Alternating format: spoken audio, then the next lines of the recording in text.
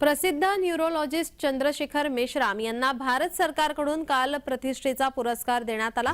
सर्वोच्च पुरस्कार मिळाल्याने जबाबदारी वाढली आहे, त्यामुळे जनमानसात जनजागृती करणे हे आता अधिक जोमाने करण्याचा मानस मेश्राम यांनी बोलून व्यक्त केलेला आहे। वैद्यकीय क्षेत्राच्या माध्यमातून मागील 37 वर्षांच्या सेवेसाठी मिळालेल्या या सन्मानाने आपण भारावून गेल्याचं चंद्रशेखर मेश्राम यांनी यावेळी म्हटलंय।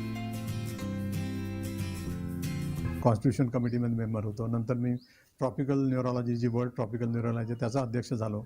त्याचे मला ते लोकांना त्याचं काम इतकं आवडलं की त्याने मला दुसऱ्या टर्म करता कंटिन्यू केलं आणि जगातली जी सगळ्यात मोठी संघटना आहे वर्ल्ड फेडरेशन ऑफ न्यूरोलॉजी, ज्याचे 124 देश सदस्य आहेत, त्याचा मी ट्रस्टी झालो। जगात 3च ट्रस्टी आहेत आणि 65 वर्षाच्या इतिहासामध्ये भारतातून पहिल्यांदाच कोणी ट्रस्टी झाला आहे।